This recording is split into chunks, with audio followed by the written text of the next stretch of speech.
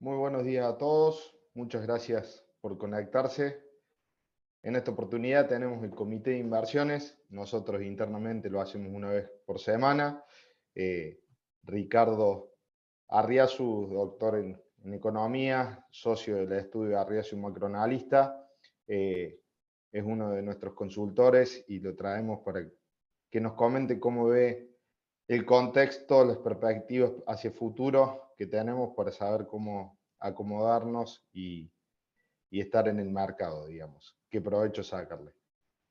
Sin más ningún preámbulo, doctor, le doy la palabra para que comience la presentación y muchas gracias nuevamente a todos por conectarse. Y las preguntas pueden ser por el chat o nos las transmiten en nuestros celulares, que las vamos a hacer al final de la conversación. Gracias, Agustín. Buenos días a todos. Gracias por participar. Hoy, por suerte, estoy recuperando la voz, así que espero que no me falle durante la charla. La charla la voy a dividir en dos partes, economía mundial y economía argentina. Normalmente doy más de la economía mundial, pero Argentina es interesante, así que agregué algunas cosas de Argentina. Lo primero que tenemos que tomar en cuenta es que hay una gran incertidumbre a nivel mundial y al nivel argentino. O sea, la toma de decisiones se vuelve mucho más complicada.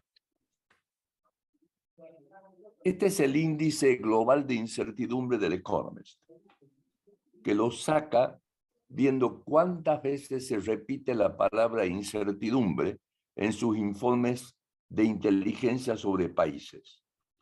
Bueno, ustedes van a ver el gran pico fue la pandemia, luego cayó y ahora está subiendo con la guerra, pero lo importante es miren la tendencia creciente.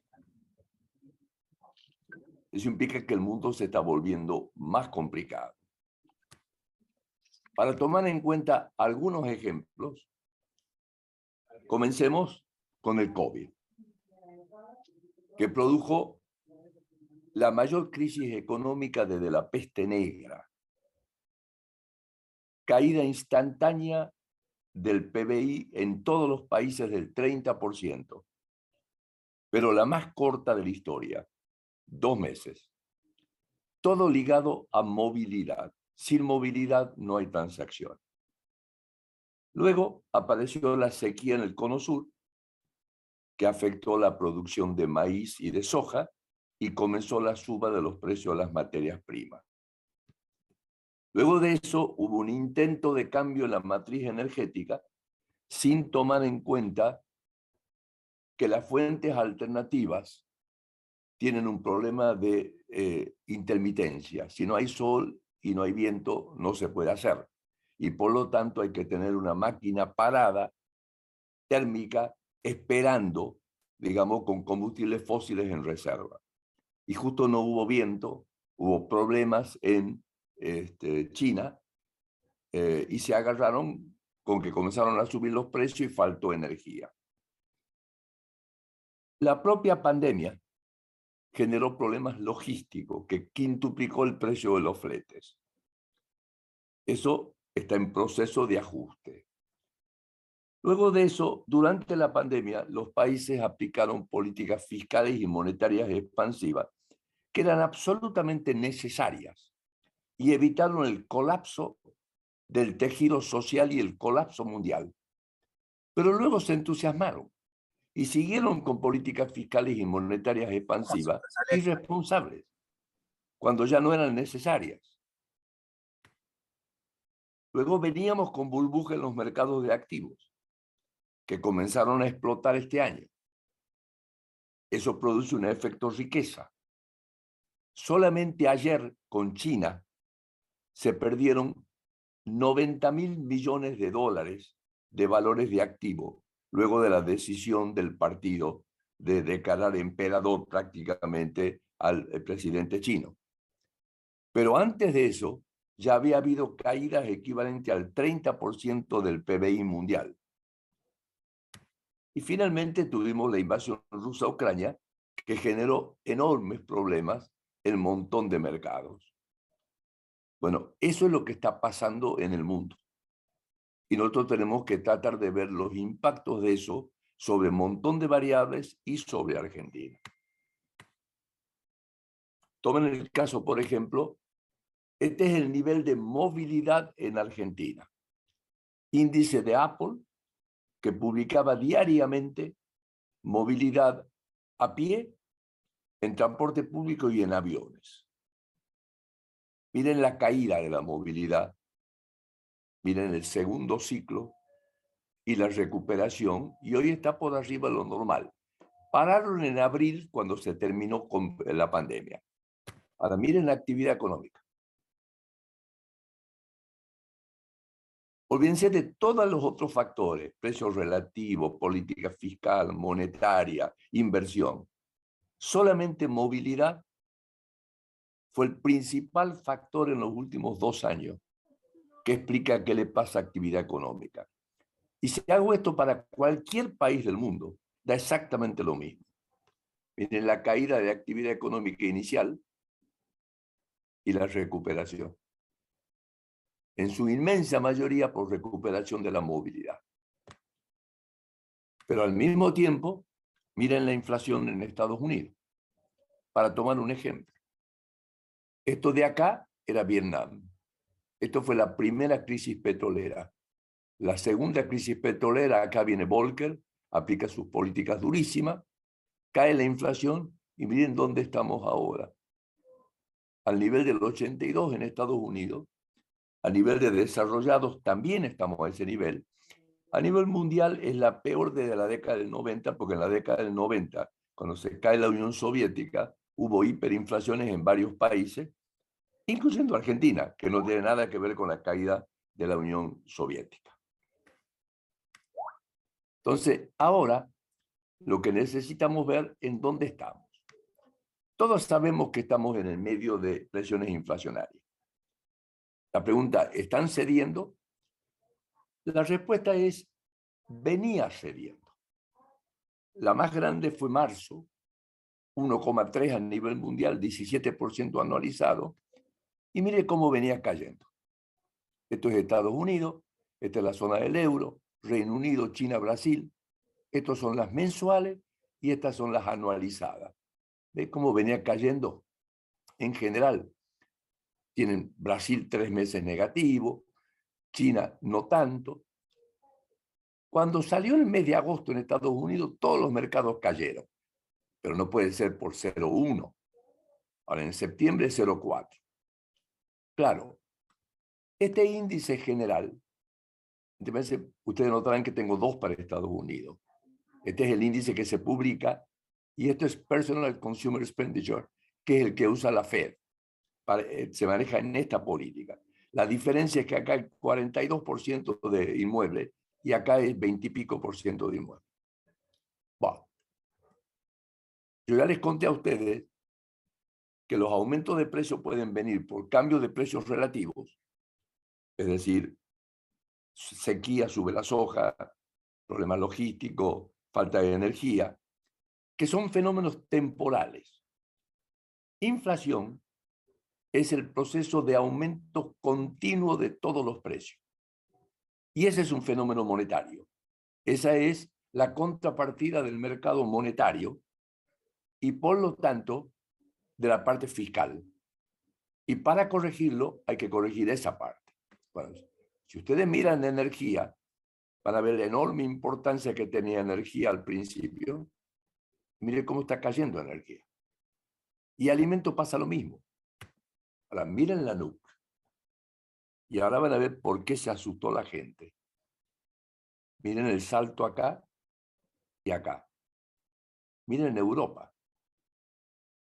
Entonces tenemos que explicar qué pasó acá y cuál es la tendencia, porque este está creciendo cuando este está decreciendo. Esta es la verdad de la inflación y desde ya le anticipo. En Estados Unidos tiene que ver con el mercado inmobiliario y tiene que ver con el mercado laboral. Son 2 problemas estructurales que quedaron justamente de las medidas que habían tomado.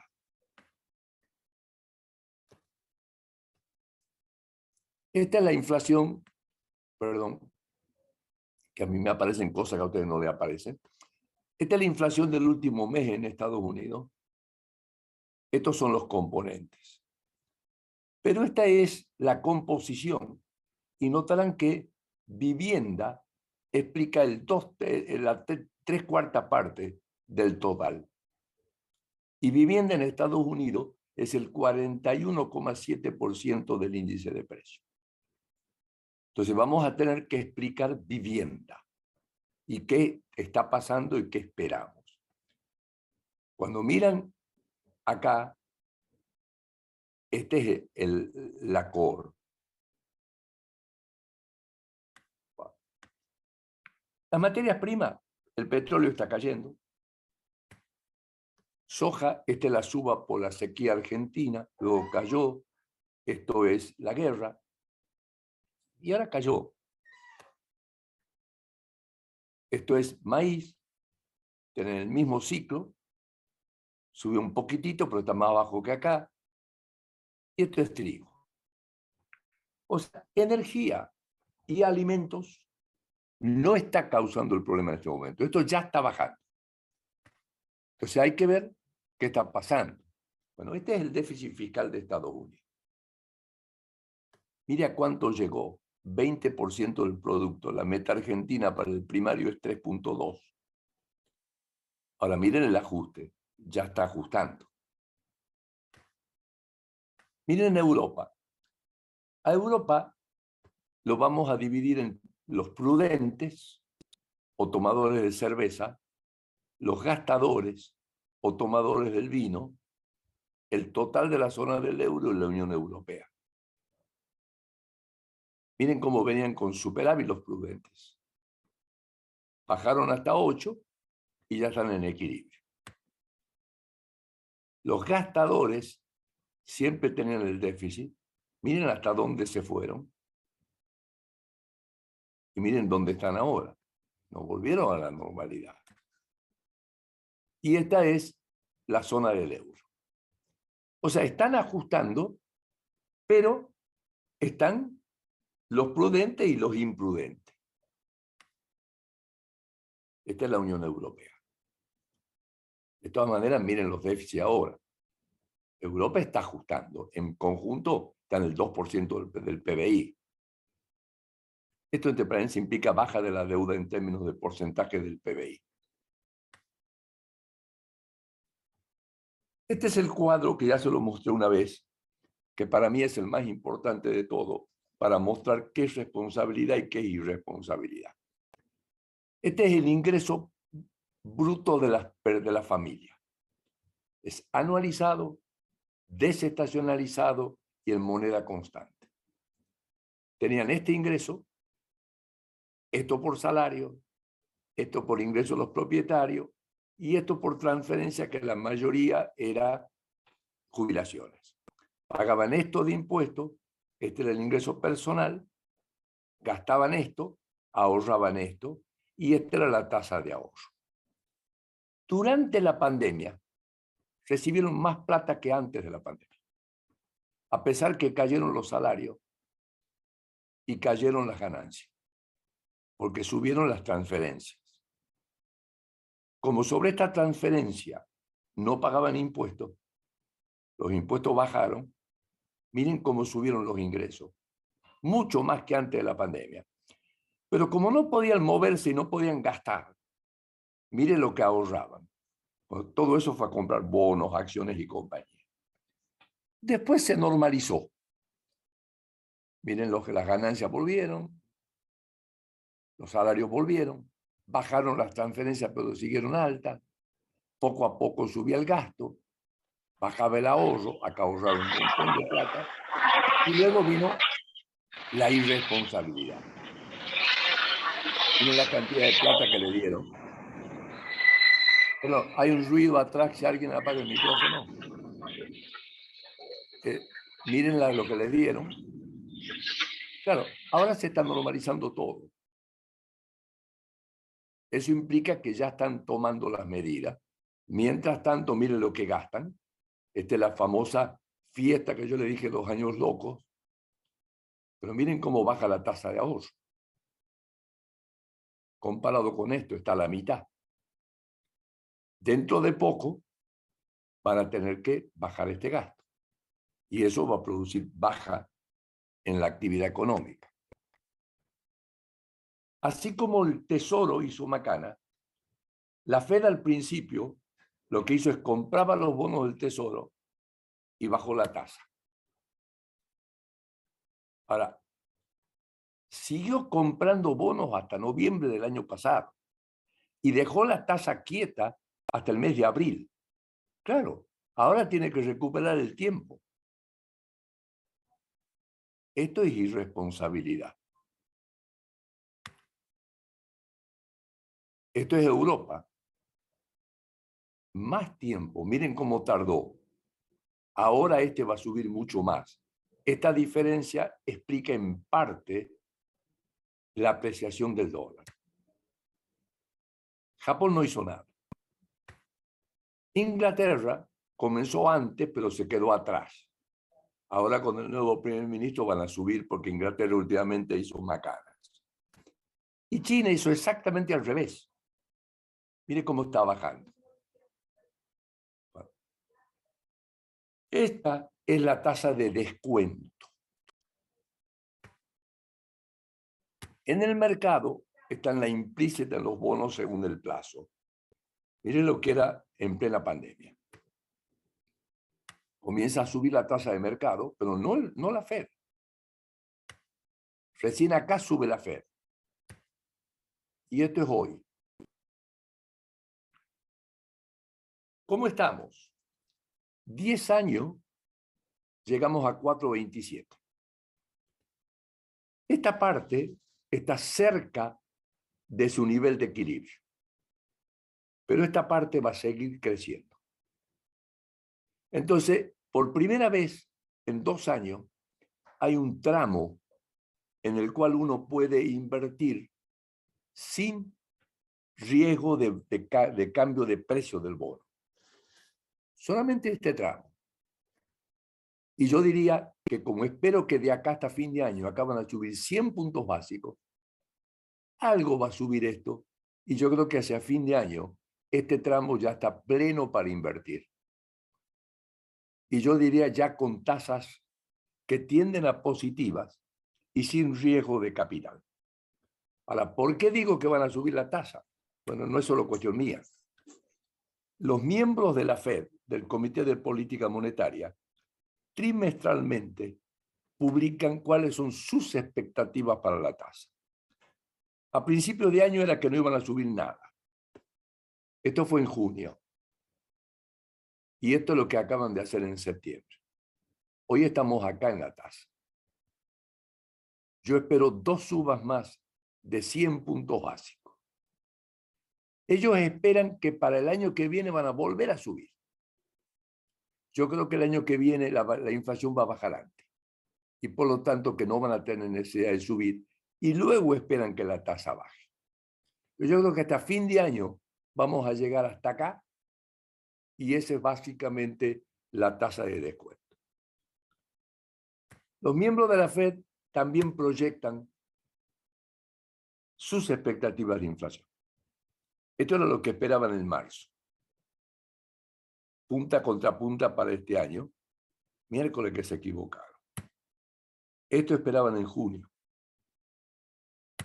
Y esto esperan ahora. Que es interesante porque estamos arriba de 8. Y el promedio de lo que esperan es 5,5. Eso implica que esperan que de acá hasta fin de año la inflación sea muy baja. Yo creo que la inflación va a caer, pero que esto va a ser más alta. Para el año que viene esperan 3,5.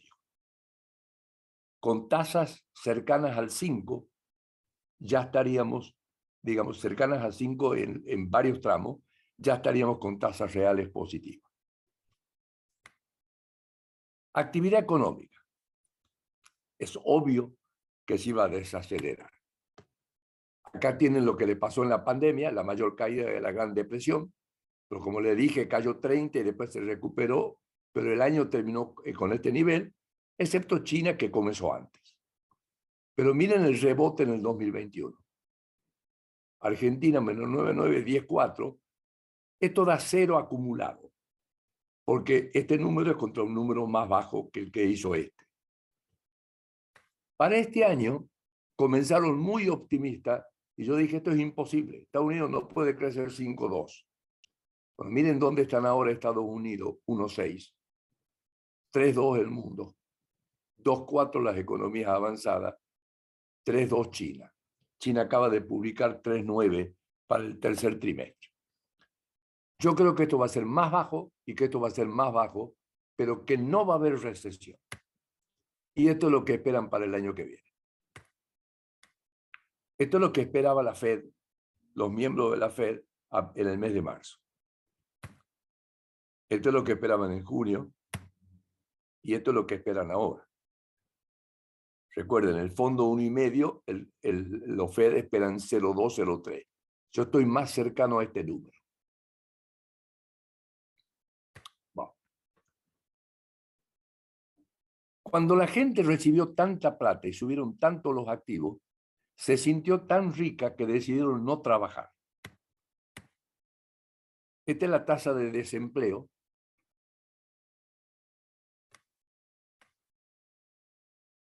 Esto es los pedidos de empleo. O sea, la gente de las empresas pidiendo empleo. Y este es el desempleo neto. Negativo. No lo vieron nunca. Claro, esto está haciendo subir los salarios.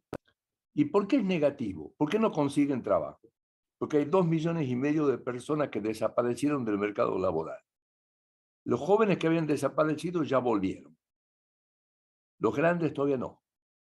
¿Por qué? Porque dijeron, estoy lleno de plata, subió el valor de mi vivienda, subió mis fondos de pensión. Y entonces dijeron, no necesito trabajar. Bueno, resulta que ahora le está cayendo todo eso. Y entonces hay gente que tiene que trabajar 2 trabajos. Y poco a poco vamos a ver cómo va a comenzar a aumentar la oferta laboral y cómo va a haber menos presiones salariales. Bueno, en la burbuja de activos, este es el indicador que yo uso de hace muchos años, que es la relación patrimonio neto a PBI. O sea, cuánto valen todos mis activos menos mi deuda con respecto al PBI. Y estuvo estable alrededor del 3,5% desde el año 50 hasta el año 90. Luego tuvimos la primera burbuja a fines de los 90, que es la .com, que explotó. Luego tuvimos la segunda burbuja, que era inmobiliaria, que explotó. Y luego tuvimos la tercera burbuja, la más grande de todas, que está explotando.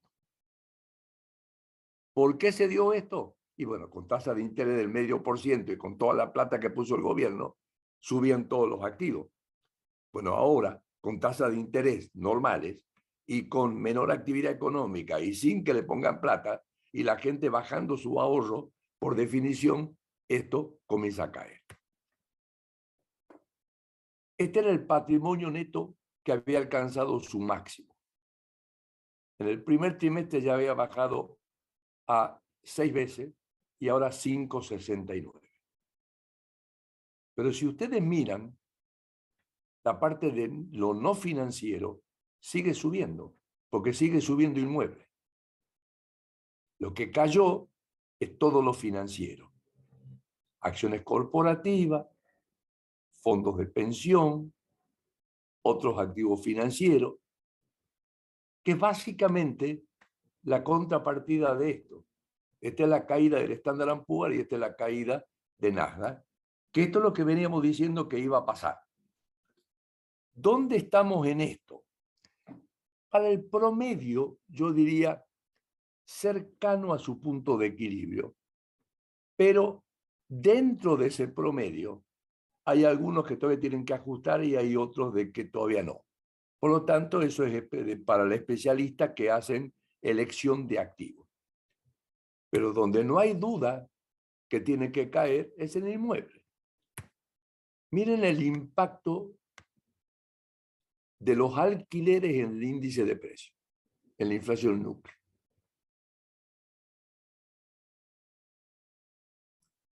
¿Qué es esto? Primero fue la suba del precio de los inmuebles, Pero después fue, al subir la tasa de interés, sube la cuota de los inmuebles, de los créditos hipotecarios.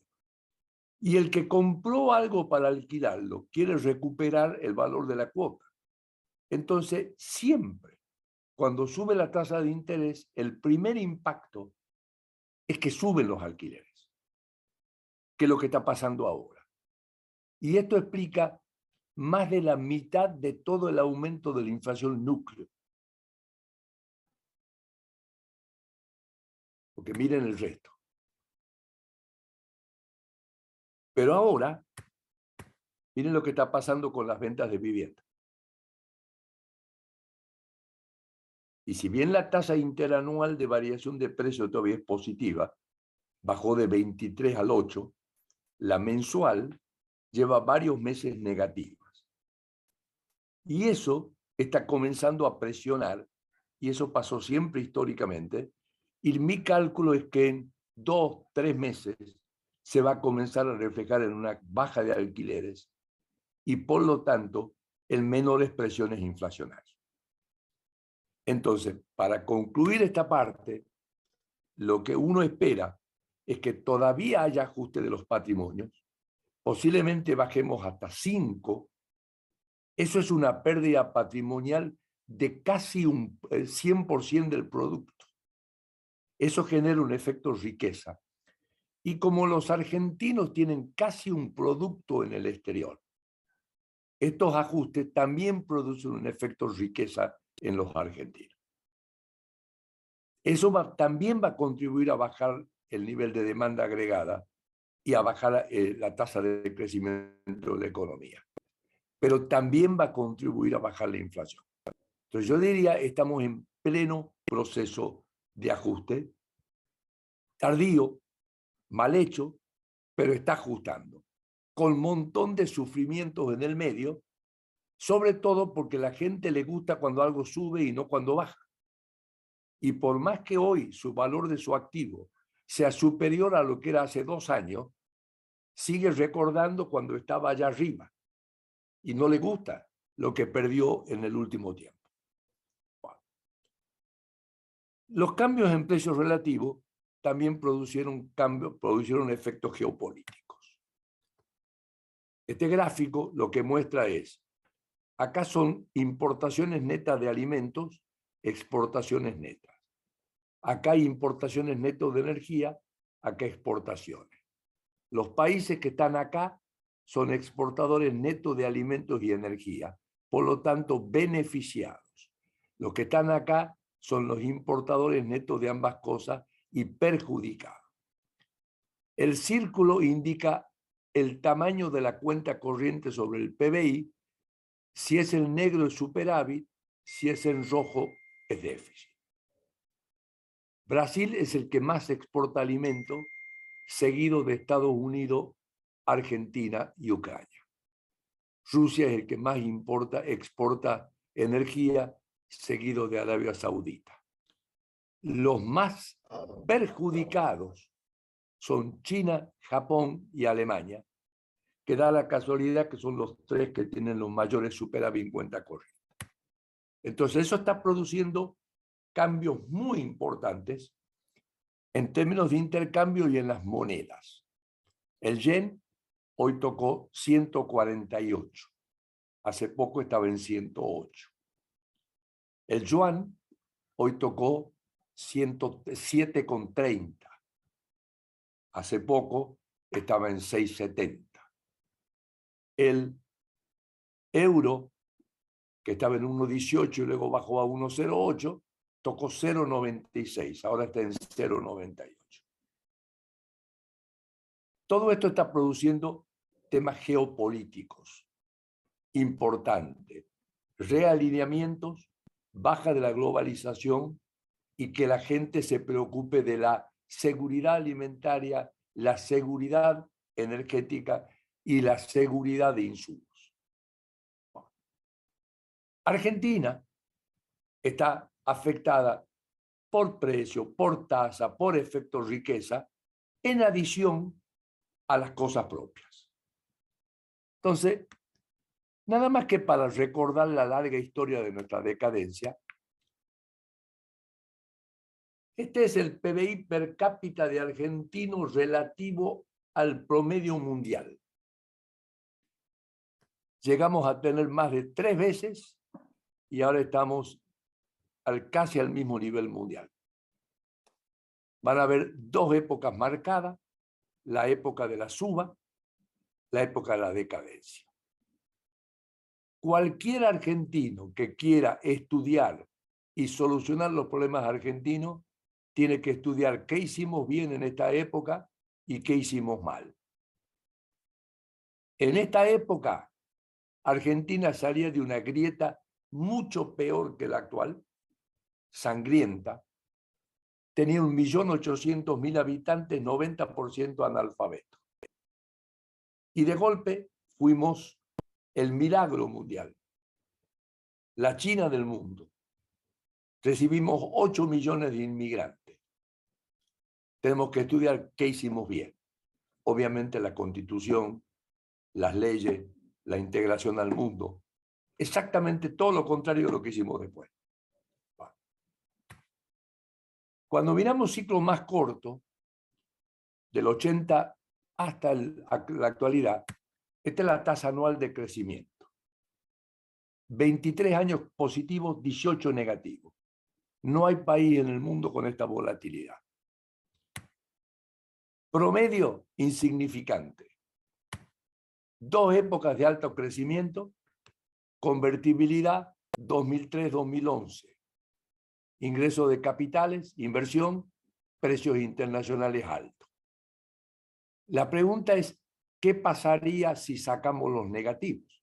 Y bueno, la tasa promedio de crecimiento sería el 4% y haría maravilla. ¿Por qué tenemos los negativos? Todos por crisis de balanza de pago. ¿Qué? ¿Tenemos un problema estructural? No. Tenemos exceso de gasto. Hay 2 identidades contables y por lo tanto no discutibles. La primera, la cuenta corriente es la diferencia entre los ingresos y los gastos. Si gastamos de más tenemos déficit, si gastamos de menos tenemos superávit. La segunda, la variación de reserva es la diferencia entre lo que emito y lo que la gente quiere tener. Si no emito más que lo que la gente quiere tener, yo no pierdo reserva. Por lo tanto, para eliminar los ciclos negativos lo que hay que hacer es no gastar de más y no emitir de más. Ahora, ¿quién gasta de más? Generalmente el sector público, aunque en convertibilidad al principio fue el sector privado. ¿Okay? Entonces, acá tenemos el planteo de los últimos 40 años. Bueno, ahora, corto plazo. El problema es político. El otro día me tocó dar una charla con Bernstein y él decía, el problema es económico. Y le digo, no, el problema es político. Dice, no, pero mira las variables económicas. Sí, sí. Tu problema de corto plazo es que tenés un déficit fiscal que no podés financiar. Y por lo tanto te genera problemas. Ahora, la pregunta que tenés que hacerte es ¿por qué tenés un déficit fiscal y por qué no podés financiarlo? El déficit fiscal primario es exactamente igual a los subsidios económicos. Dejando de lado que el sistema impositivo es una porquería y que el nivel de gasto y la composición es una porquería, solamente el tema subsidio es la contrapartida. ¿Y por qué tenemos subsidio? Y porque alguien decidió no subir las tarifas. Eso es político. ¿Y por qué no podemos financiarlo cuando la deuda no es tan grande y los vencimientos no son tan grandes? Y porque defaulteamos 8 veces. Y seguimos diciendo que no hay que pagar la deuda ilegítima. ¿Qué es una deuda ilegítima? Si la deuda es un déficit fiscal. ¿Qué significa deuda ilegítima? Deuda que no te gusta pagar. Te gusta pedir prestado y no te gusta pagar. Claro, entonces queremos que nos presten cuando le estamos diciendo no te voy a volver a pagar. Bueno, entonces miren lo que pasó. Esta era la curva de rendimiento de los bonos indexados en mayo. Y en un día, miren lo que pasó. Todo el mundo salió a vender los bonos indexados. El Banco Central tuvo que comprar 1.000 millones de pesos, 1 billón de pesos, no 1.000, 1 billón de pesos. Claro, y finalmente el que terminó poniendo las tasas fue el Banco Central. Después un canje y eso cambió. Este es el problema de corto plazo. Pero vamos ahora a los problemas, digamos, un poquito más profundos. Sector real. Acá tienen la caída, la recuperación, el ajuste de Guzmán el año pasado, el plan Platita. Y acá debo decir que los últimos 2 meses no puedo explicar. Dio crecimiento positivo. Y no hay ningún factor que me explique un crecimiento positivo. Más aún, la demanda de electricidad bajó 11,2% en el mes de agosto, 11,8% en el mes de septiembre. ¿Están mintiendo? No, no creo que estén mintiendo, pero hay algo raro. La única explicación que tengo es que la gente se quiere sacar los pesos de encima y como hay control de cambio, el resultado es que va y compra bienes. Es la única. Si se mantiene esto fijo, el último dato es del mes de agosto, este año en promedio contra promedio crecería 5,4. ¿Y cómo estamos punta contra punta? 1,7.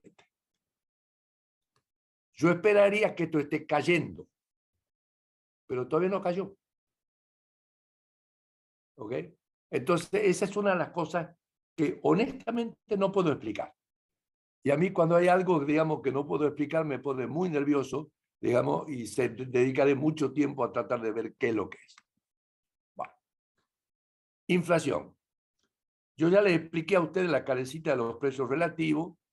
Voy a tratar de volver a explicarle, porque es muy importante.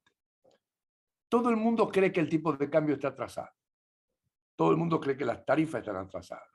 Todo el mundo cree que los salarios están atrasados. Ahora, la economía solamente fija precios relativos. Entonces, si está todo atrasado, ¿cuál está adelantado? Y la verdad es que no hay ninguno. Entonces, lo que está pasando es que lo que la gente llama atrasado es con respecto a sus expectativas y deseos. O sea, frente al mejor nivel histórico que hayan tenido. Ahora, eso suma 3 veces PBI, o sea que es una imposibilidad.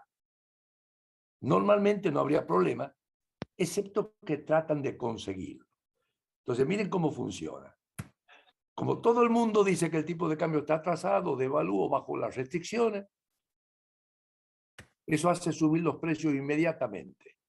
Haya dinero o no haya dinero. Porque como soy tomador de precio, el precio del trigo sube, si no vendo adentro, lo vendo afuera. Eso, por supuesto, le aumenta los costos a las empresas. Eso baja el salario real y baja las tarifas.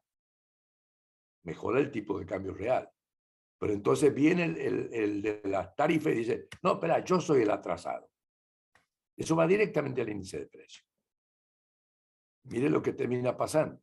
Bajan más los márgenes, pierde el salario, recuperan las tarifas. Entonces viene Moyano y dice, pero ustedes están locos. Pide aumento de salario. Entonces las empresas dicen, espera, me subió el tipo de cambio, me subió la tarifa, me subieron los salarios. ¿Vos te crees que yo voy a dejar los precios constantes? ¿Qué hace? Sube los precios, sube la inflación y miren cómo termina todo. Casi sin cambios en los precios relativos. Entonces viene el tipo de cambio y dice, me volvieron a atrasar el tipo de cambio. Pues miren, comienza todo. Y entramos en la calecita. Y eso es este año. Comenzamos con 50, ya estamos en 100. Miren la inflación en 9 meses acumulada, anualizada, 96,7. Estos son los 4 tipos de bienes, faltaría márgenes. Y estas son las variables que determinan estos valores. Por ejemplo, el exportable, el precio internacional por el tipo de cambio menos la retención. Ahora, ¿qué podemos esperar de acá para adelante? Tipo de cambio lo están moviendo al 6,5 mensual. O sea, más o menos 105% anual. O sea, por ahí no vamos a tener ningún tipo de mejora. Si la brecha se mantiene, también 105. Tarifas hasta ahora no subieron, este es el mes que sube. Moyano pidió 131. La única manera que baje la inflación es que bajen los precios internacionales o que baje la brecha. No hay ninguna.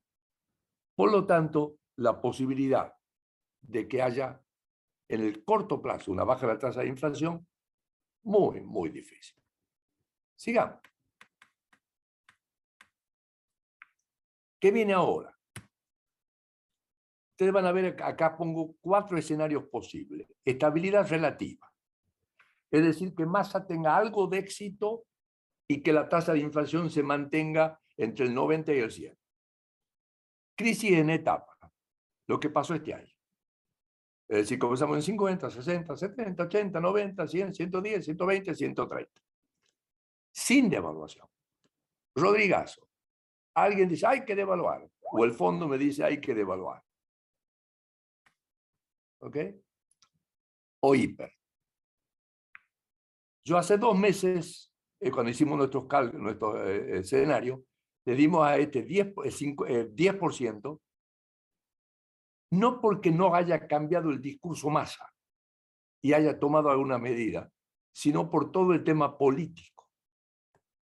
A crisis en etapa le damos 50%, al Rodrigazo 30% y a la hiper 10%.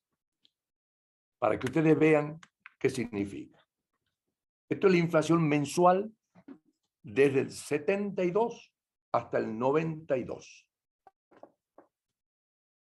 Acá es el plan Gelba. Congelamiento de precios, congelamiento de tipo de cambio, congelamiento de salarios, subsidio a la tasa de interés, crédito subsidiado, gran expansión fiscal y monetaria, con términos de intercambio favorables. Sube el precio del petróleo, caen los precios de las materias primas, escasez, despelote, desequilibrio, y comienza la etapa de crisis en etapa. Entra Gómez Morales, algún ajuste hace, acelera el tipo de cambio, pero casi nada. Este es el Rodrigazo. Intento de un ajuste ortodoxo, con devaluación, aumentos de tarifa, sin acuerdo político, sin apoyo político, sin acuerdo con la CGT. Huelga general, 150 de aumento de salario, primera gran inflación. Luego siguen interviniendo, baja la inflación al 10, al 20, acá unifican el tipo de cambio, esto es el gobierno militar, inflación decreciente pero alta, o sea, esto es estabilidad relativa. Primera parte de Alfonsín, claramente crisis en etapa, plan austral, fracasa, crisis en etapa, las 2 hiperinflaciones. Final de Alfonsín, principio de Menem. Y esto es convertibilidad. Nosotros le dábamos a algo como esto 10, a algo como esto 50, a algo como esto 30 y a algo como esto 10.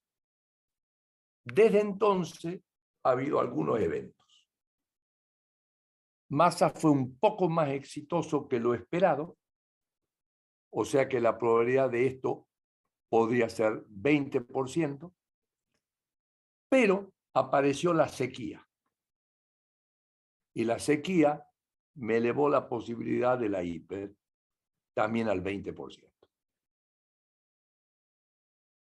¿Por qué no le doy más probabilidad a esto? Esto va a depender de si Cristina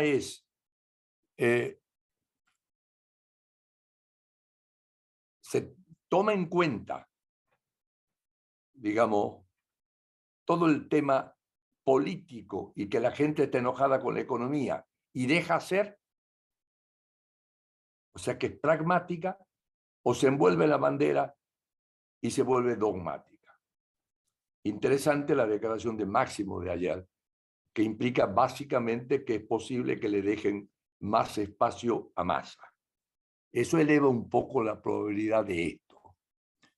Pero al día de hoy lo más probable sigue siendo esto. Sigamos.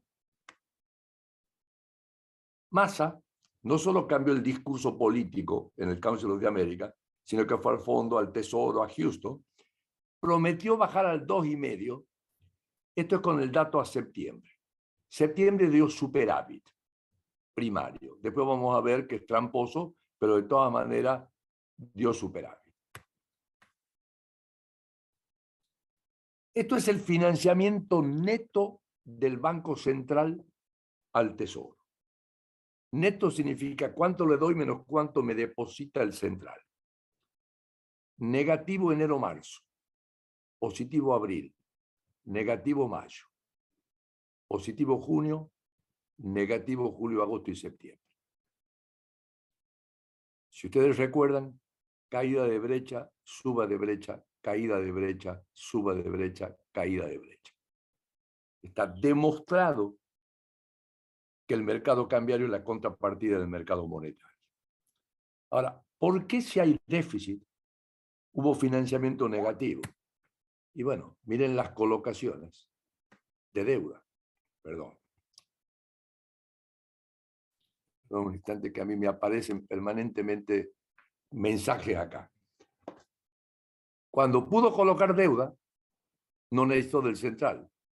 Cuando no pudo colocar deuda, necesitó del central.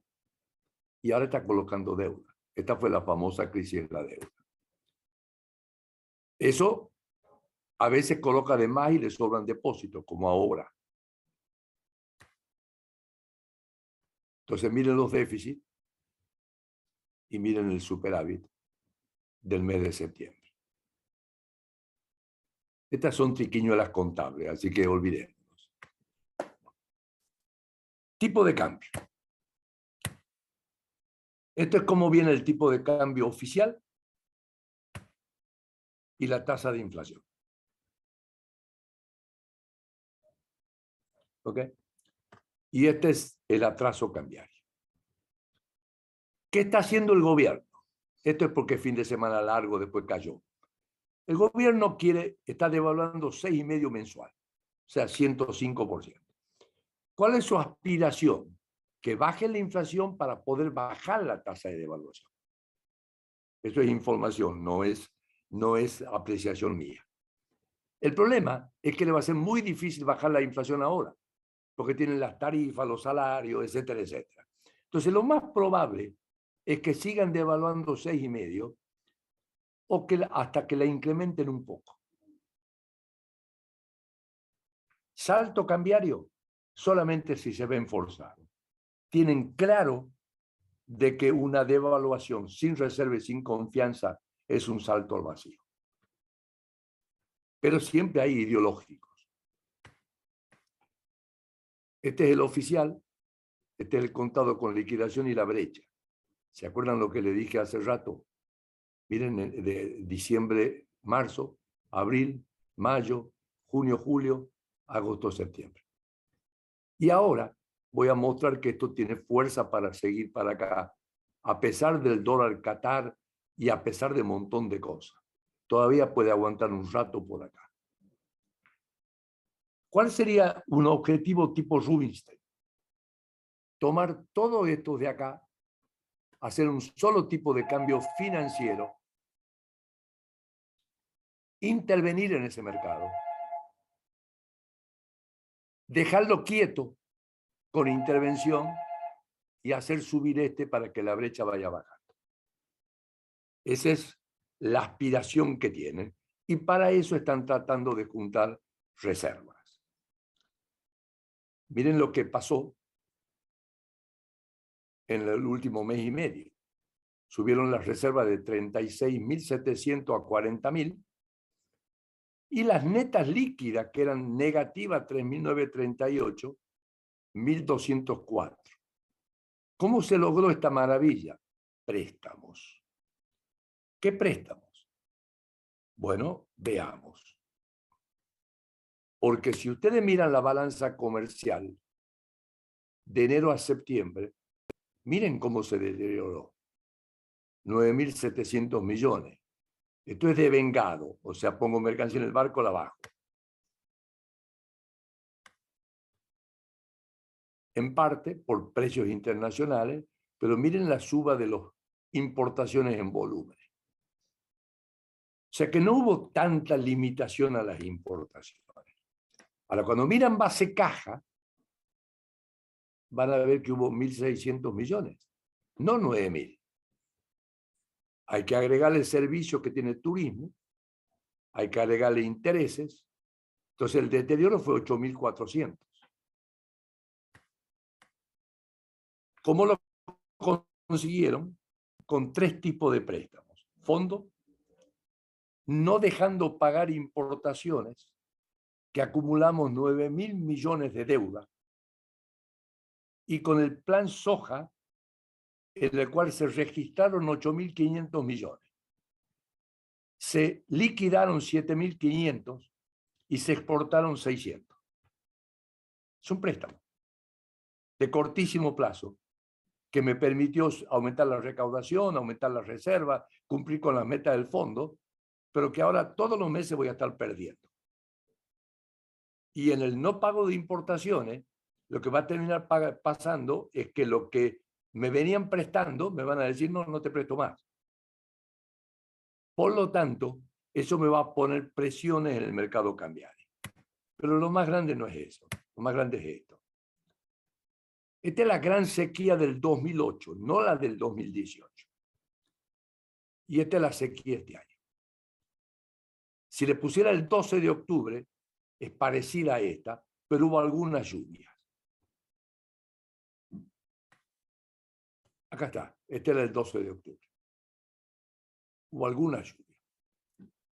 Esto ya afectó trigo. La última estimación es 14.200.000 contra 21 millones. Afectó algo de cebada. Está afectando la siembra de maíz de primera. Pero yo no creo que sea tan grande como la del 2008. Esos son todos los rendimientos de grano y oleaginosa desde el 69. Y estas son las sequías, que son cada 10 años. Esta fue la gran sequía. Esto es lo de Macri. Y esta sería si fuera igual que esto. ¿Qué me llama la atención? El poco tiempo. Las sequías son cada 10 años. Entonces yo no creo que va a ser como esta, ni creo que va a ser como esta. Sí le agrego, si fuera como esta, despídanse. Nunca hubo una sequía como esta con la situación económica actual.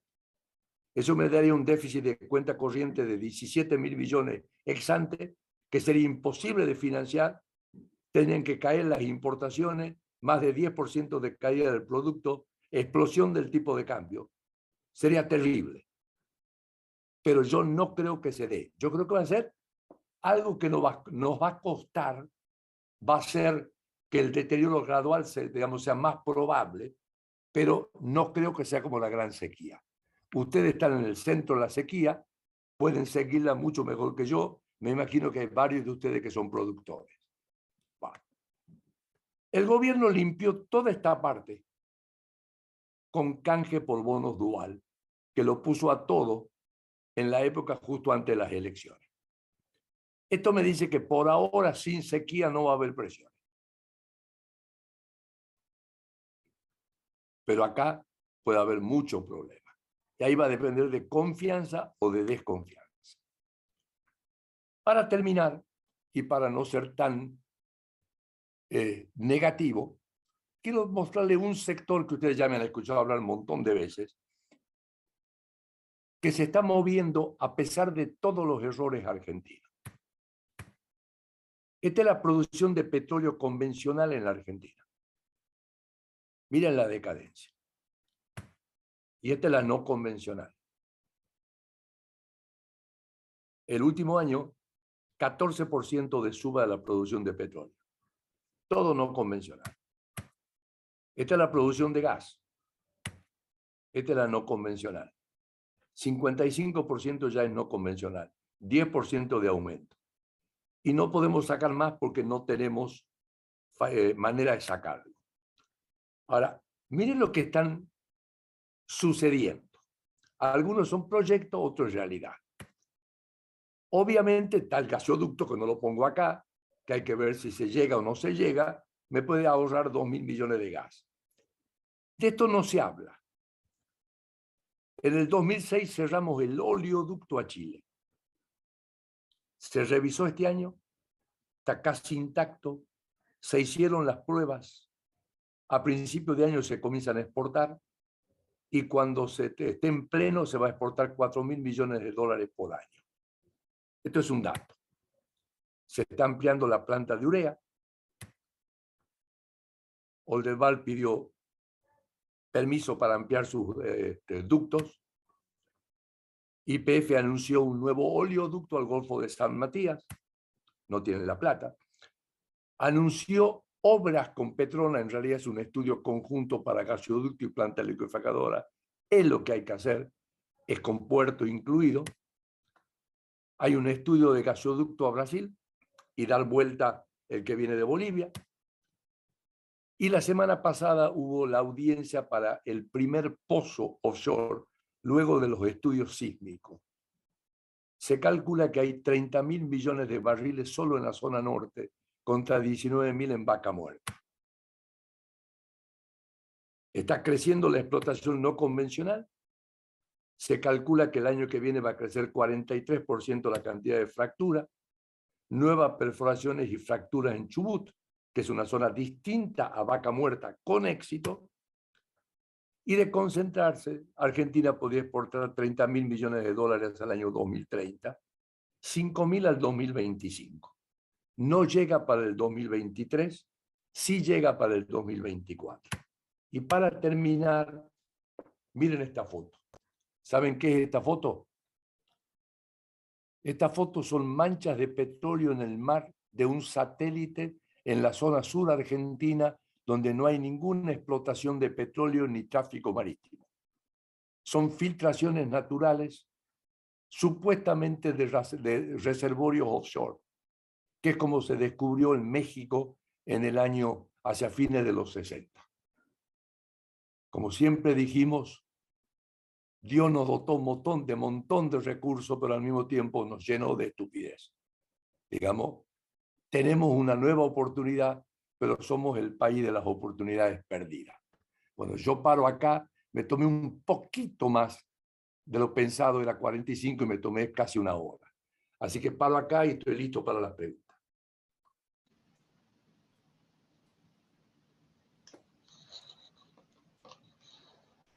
Doctor, muchas gracias por la presentación.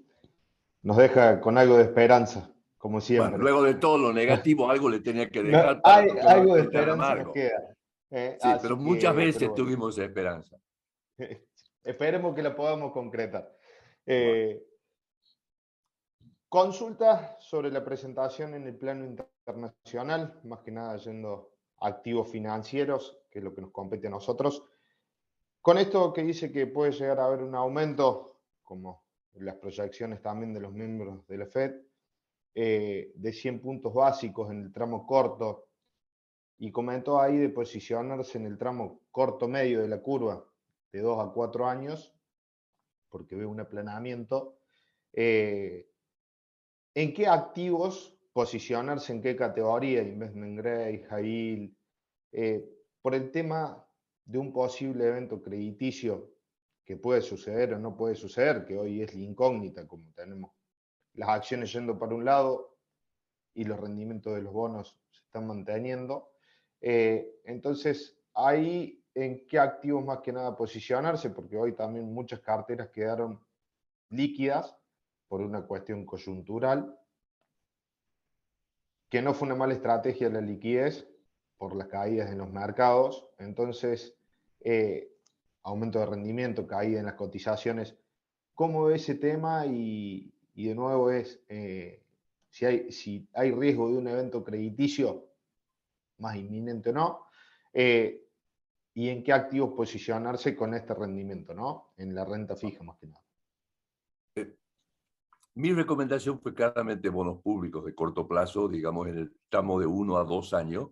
Ahora todavía con algún tipo de riesgo de precio, pero hacia fin de año casi con ninguno. Pero ya que mencionas activos privados, en el mismo sitio de flujo de fondos donde yo saco la información del valor de los activos, está la información de todo el endeudamiento conjunto. Y la verdad es que no hay un gran endeudamiento. O sea, obviamente a eso esa es la especialidad de ustedes, de ver empresa por empresa. Pero a nivel conjunto, esto no es como la crisis del 2007, que era suba de inmuebles por suba de créditos hipotecarios. Acá hubo caída del endeudamiento global privado. Digamos, es muy chico el endeudamiento.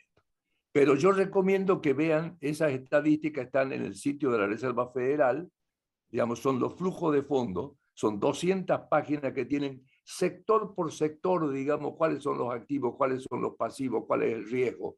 Digamos, no tiene empresa por empresa, pero tienen los grandes agrupamientos. Entonces yo diría, hay un montón de sectores que no van a tener ningún tipo de problema de deuda y que sí están emitiendo títulos de deuda interesantes. En Argentina El también roleo, hay... digamos, de esa deuda no lo ve un problema, por No lo así veo, decirlo, que no me lo deje veo, afuera de la cancha el pago de intereses. no lo veo un problema. Bien. En cuanto a públicos, sería un bono del Tesoro americano. Sería un bono del Tesoro americano o podrían ser bonos, digamos, de los estados, depende, digamos, la circunstancia. Digamos, yo el estudio lo hice en general para los bonos del Estado, Bien. perdón, del gobierno, del Tesoro. Del Tesoro, sí. Un TIPS que ajusten por No, inflación. no, no. Acá estoy hablando de nominales. Sí, sí. TIPS era antes, ahora estoy hablando de nominales. Por primera vez comienzan a ser interesantes los nominales. Doctor, Sí. siguiendo un poco la pregunta de Agustín, eh, uno ve que después del 2008 hubo distintos cambios en las normativas de bancos y demás, donde evidentemente se han fortalecido los balances de las entidades a través del Basilea III y demás. Las normas macroprudenciales también que apuntan a bajar el riesgo de inestabilidad financiera, que también jugaron su chance en ese sentido. ¿Usted ve que puede, porque todavía quedan estos bancos en la sombra, los shadow banks que se llaman, que son los no bancarios que interactúan con el sistema formal? ¿Usted cree que por ese lado puede haber algún accidente crediticio? Me A imagino ver, más en los bonos high yield y demás. la crisis del 2007 fue una crisis bancaria. Digamos, Bernanke salvó al mundo y acaban de dar el premio Nobel justamente por entender que cuando hay una crisis sistémica, no hay que salvar a los dueños de los bancos, pero hay que salvar a los bancos. Lo de Lehman fue un grave error que generó una corrida y después obligarlo hasta JP Morgan a tomar un crédito fue importante. Toda esa plata fue para calmar a los depositantes que no corran. Entonces fue toda la plata que metió, pero quedó en reservas excedentes. Esa plata no fue al sistema. Esta crisis es totalmente distinta. En la pandemia son las empresas las que tuvieron problemas. La gente es la que tuvo problemas. Entonces la plata tuvo que ir directamente a la gente. Los bancos están recontra líquidos. No hay ningún tipo, digamos, de problema con los bancos. No es una crisis sistémica, no es una crisis bancaria. Puede haber shadow banking, pero en Estados Unidos shadow banking es muy chico. China es un problema de shadow banking. Digamos, yo siempre cuando me preguntaba a China, yo decía, yo no invierto en China, no es transparente. Vos no sabes que lo que hoy tienes y mañana lo tienes. Efectivamente lo que acaba de pasar. Entonces, yo no creo que Estados Unidos tenga grandes problemas. No solo eso, los balances de los bancos están mejorando, porque todos los bancos que tienen caja de ahorro, cuenta corriente o el money market de costo bajo, al subir la tasa de interés, está subiendo el spread. Entonces, prestan menos, pero sube el spread. Y no tienen problema de cartera, la cartera está muy sana. Entonces, yo no veo problemas por esa parte.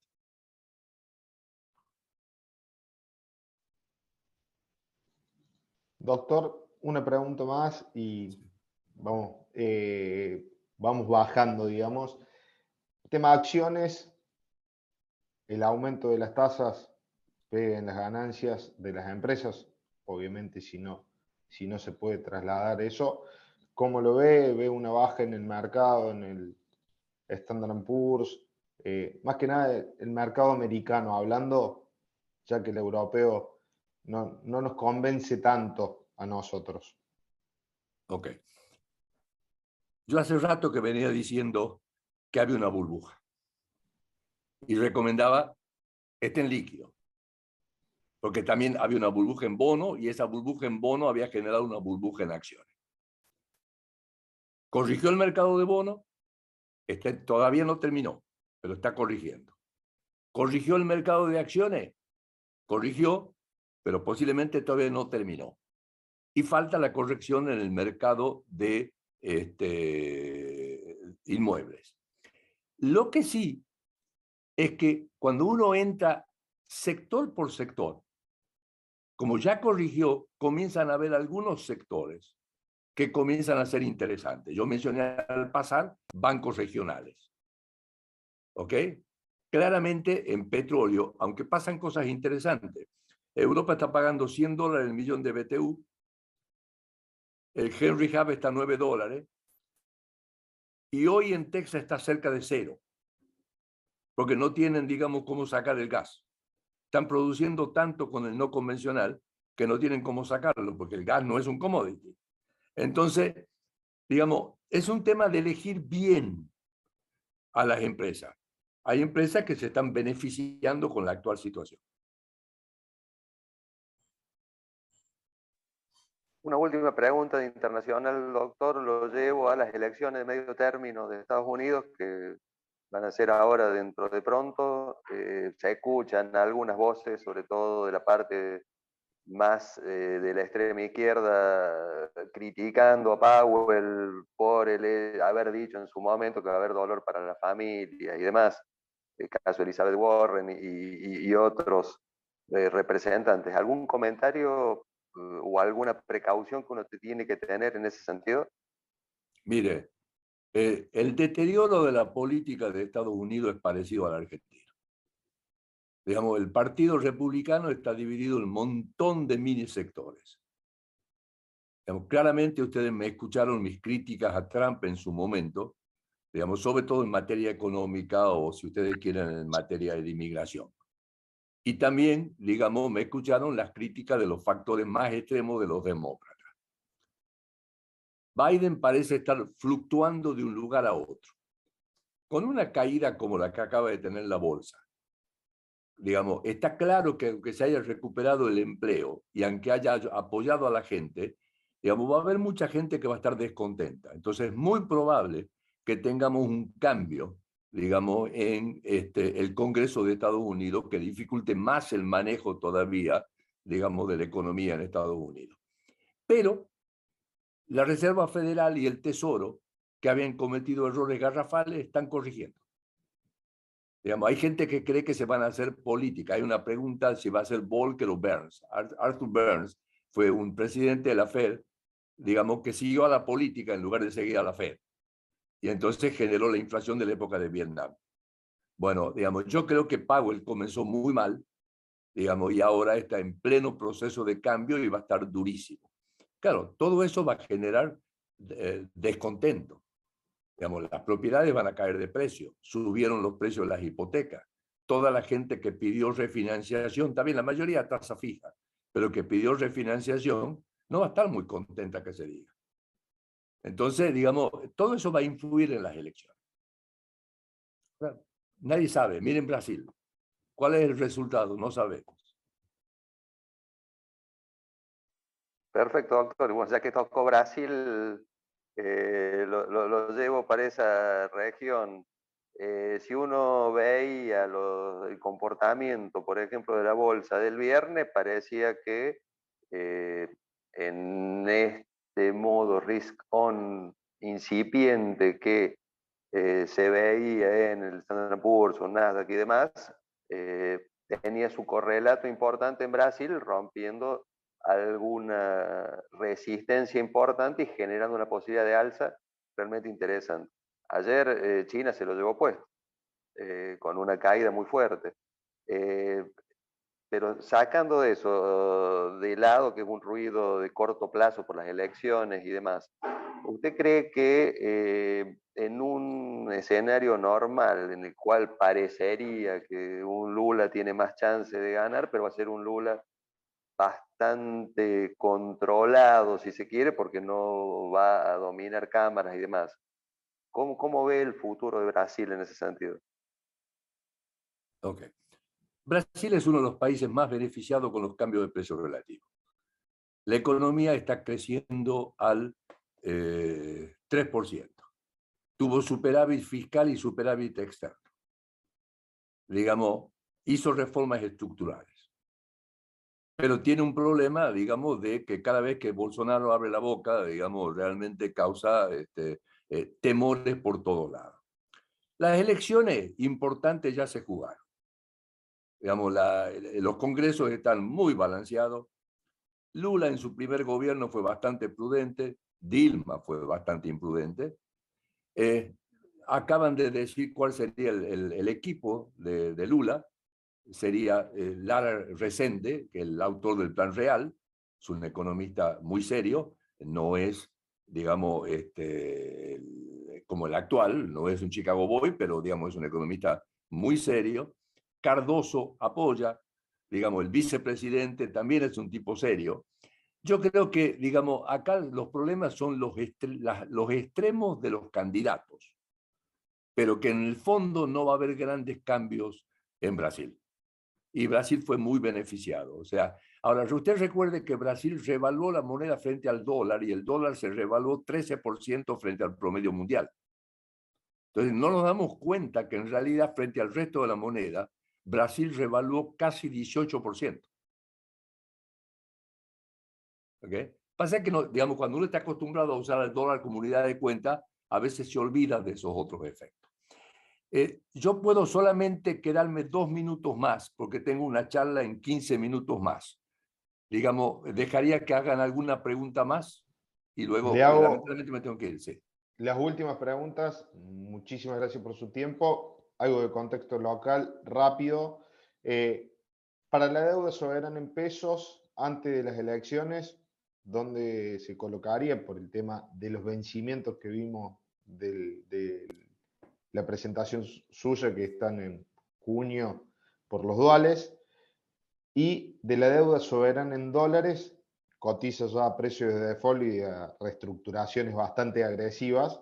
Si se colocaría o no, cómo lo ve, si es una oportunidad, digamos, para una parte marginal de la cartera, a cotizar a 20 centavos, me parece, a ver, suena interesante, ¿no?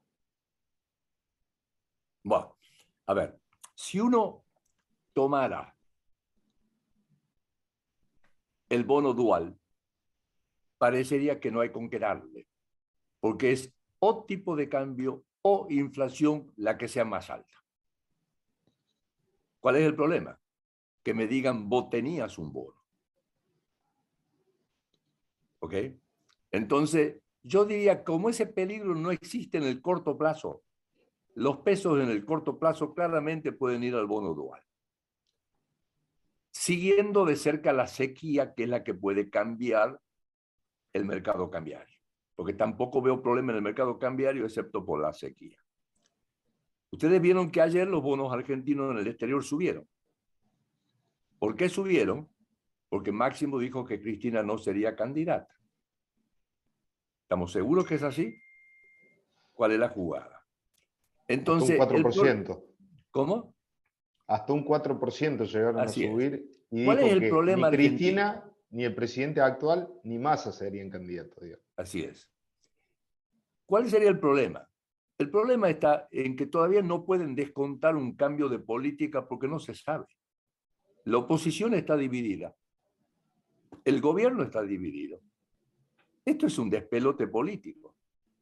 Yo terminé la charla con algo de esperanza, pero casi todo para el 2024. Pero va a depender de las macanas que hagamos en el interim. Va a depender de la sequía. Entonces, yo diría, sí, para el más arriesgado, el que le gusta arriesgado, los bonos soberanos a este precio parecen atractivos. ¿Okay? Pero hay que tener valor. Hay que agarrar el volante fuerte. Así es. Bueno, yo Doctor, lamentablemente los no tengo le que robamos dejar, más digamos, tiempo. muchas disculpas. Muchísimas gracias. Muchas gracias a todos los que se conectaron. Siempre es un placer tenerlo, doctor. Muy claro en la exposición. Le mandamos Muy un bien, fuerte gracias a abrazo. ustedes. Gracias. Hasta luego.